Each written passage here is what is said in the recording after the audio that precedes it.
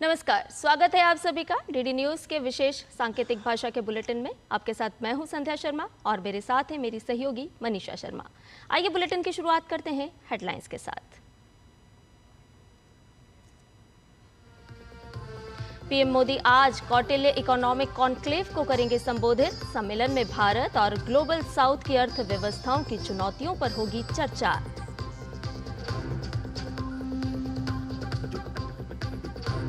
रक्षा मंत्री राजनाथ सिंह आज Indo Pacific regional dialogue को करेंगे संबोधित। क्षेत्रीय संवाद में चर्चा के दौरान हिंद प्रशांत क्षेत्र की सुरक्षा पर जोर।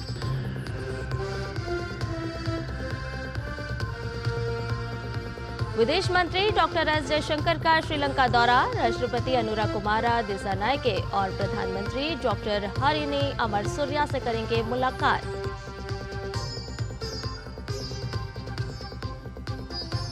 पश्चिम एशिया में बढ़ते तनाव के बीच जो बाइडेन का बड़ा बयान। कहा, ईरान के तेल संयंत्रों पर संभावित इजरायली हमलों पर उनका प्रशासन कर रहा चर्चा।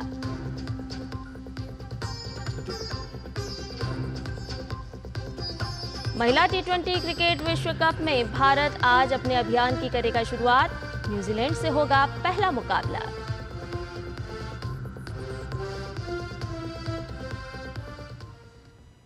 और आइए अब खबरों को जानते हैं विस्तार से। प्रधानमंत्री नरेंद्र मोदी आज कौटिल्य इकोनॉमिक कॉन्क्लेव को संबोधित करेंगे। इसमें लगभग 150 भारतीय और अंतर्राष्ट्रीय शिक्षाविद और नीति निर्माता भारत और ग्लोबल साउथ की अर्थव्यवस्थाओं के सामने आने वाले मुद्दों पर चर्चा करेंगे। वित्त मंत्रालय के साथ साझेदारी में आर्थिक विकास संस्थान द्वारा आयोजित इस सम्मेलन का उद्घाटन वित्त मंत्री निर्मला सीतारमण करेंगी। इस सम्मेलन के तीसरे संस्करण का आयोजन रविवार तक किया जाएगा।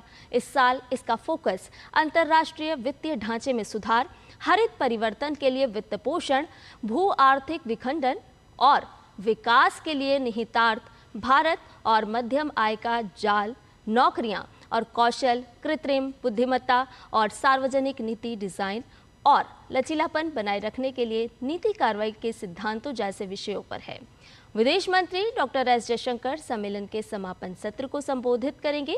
ये सम्मेलन वैश्विक दक्षिण के देशों के बीच सेतु निर्माता के रूप में भारत की बढ़ती भूमिका को दिखाएगा। सम्मेलन में होने वाली चर्चाएं IMF और विश्व बैंक की आगामी वार्षिक बैठकों, COP29 और ब्राजील के G20 नेताओं की घोषणा पत्र के अग्रदूत के रूप में काम करेंगी। रक्षा मंत्री राजनाथ सिंह आज इंडो पैसिफिक रीजनल डायलॉग को संबोधित करेंगे। भारतीय नौसेना का 3 दिवसीय वार्षिक अंतर्राष्ट्रीय सम्मेलन कल से नई दिल्ली के मॉनिकशॉ सेंटर में शुरू हुआ। इस सम्मेलन का आयोजन राष्ट्रीय समुद्री फाउंडेशन कर रहा है। इस दौरान कल इंडो पैसिफिक में समग्र समुद्री सुरक्षा मुद्दों पर चर्चा हुई। कल सम्मेलन के दौरान Philippines, Singapore, Indonesia, Korea, Australia और यूरोपीय संघ से आए विद्वानों और प्रतिनिधियों ने हिंद प्रशांत क्षेत्र में नौवहन सुरक्षा पर अपने विचार रखे। कल सम्मेलन में चौपाल की चर्चा सत्र के दौरान नौवहन क्षेत्र में अंतर्राष्ट्रीय सहयोग बढ़ाने पर चर्चा हुई। विदेश मंत्री डॉक्टर एस जयशंकर आज से श्रीलंका के दौरे पर रहेंगे। अपनी आधिकारिक यात्रा के दौरान वह नवनिर्वाचित श्रीलंकाई राष्ट्रपति अनुराकुमारा दिसानायके और प्रधानमंत्री हरिनी अमरसूरिया से मुलाकात करेंगे। विदेश मंत्रालय ने कहा कि भारत की पड़ोसी प्रथम नीति और सागर दृष्टिकोण को ध्यान में रखते हुए यह यात्रा आपसी लाभ के लिए दीर्घकालिक साझेदारी को और मजबूत करने के लिए दोनों देशों की साझा प्रतिबद्धता को दर्शाती है। श्रीलंका में नई सरकार के गठन के बाद डॉक्टर एस जयशंकर की पड़ोसी मुल्क की यह पहली यात्रा होगी। डॉक्टर एस जयशंकर और उनका प्रतिनिधिमंडल श्रीलंका के विदेश मंत्री विजिता हेराथ के साथ बैठक करेगा और द्विपक्षीय मुद्दों पर बातचीत करेगा।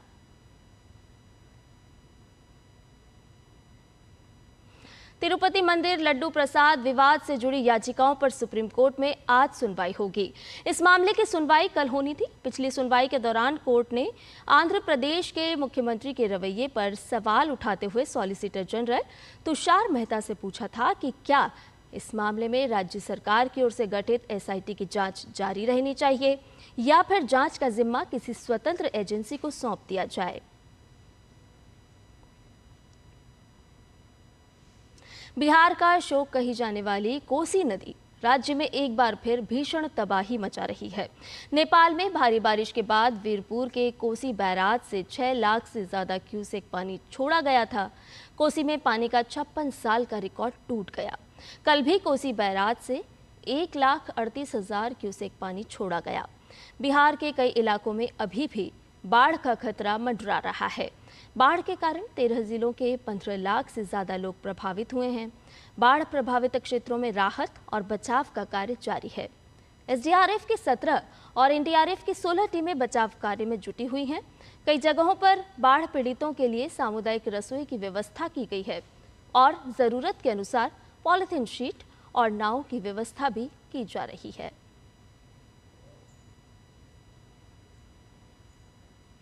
ईरान के खिलाफ इजरायली हमलों पर अमेरिकी राष्ट्रपति जो बाइडेन का बड़ा बयान सामने आया है। उन्होंने कहा कि उनका प्रशासन ईरान के तेल संयंत्रों पर संभावित इजरायली हमलों पर चर्चा कर रहा है। साथ ही बोले कि ईरान पर जल्द ही इजरायल के हमले की कोई उम्मीद नहीं है।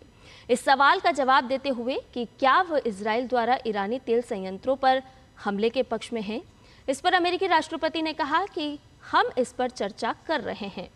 इस टिप्पणी के बाद गुरुवार को तेल की कीमतों में 5% का उछाल आया। उन्होंने आगे संकेत दिया कि गुरुवार को ईरान के मंगलवार के मिसाइल हमले पर किसी भी संभावित इजरायली जवाबी कार्रवाई की उम्मीद नहीं है।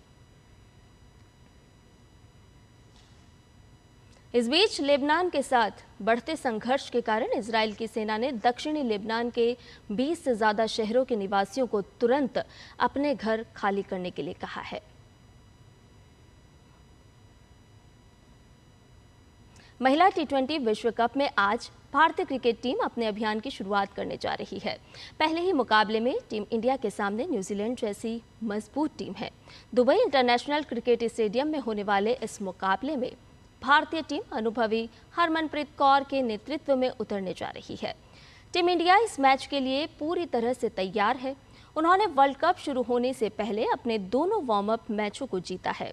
विश्व कप के ग्रुप ए में भारत के साथ पाकिस्तान, न्यूजीलैंड, श्रीलंका और ऑस्ट्रेलिया की टीम है।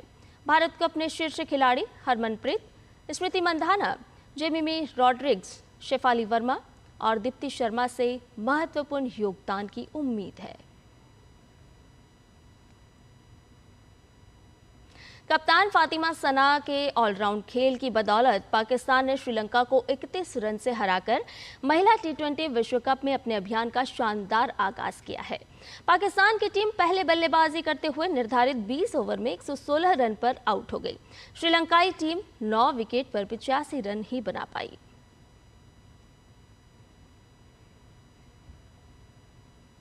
पांच बार के विश्व चैंपियन विश्वनाथन आनंद और मैग्नस कार्लसन ने ग्लोबल शतरंज लीग के दूसरे सत्र के पहले दिन शीर्ष मुकाबले को ड्रॉ खेला। आनंद की टीम गंगा ग्रैंड मास्टर्स को हालांकि सफेद मोहरों से खेलने के बावजूद कार्लसन की एसजी पाइपर्स से 6-11 से हार का सामना करना पड़ा। और शारदीय नवरात्रि का आज दूसरा दिन है। आज मां के दूसरे स्वरूप ब्रह्मचारिणी की आराधना की जाती है। दिल्ली स्थित छतरपुर मंदिर में आज सुबह मां की विशेष पूजा की गई।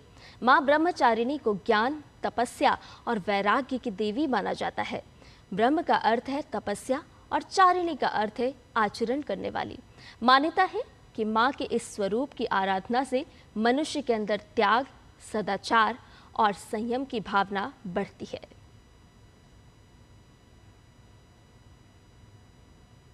और इसके साथ ही इस विशेष सांकेतिक भाषा के बुलेटिन में मेरे साथ इतना ही। मुझे दीजिए इजाजत और साथ ही मेरे सहयोगी मनीषा शर्मा को भी दीजिए इजाजत। नमस्कार।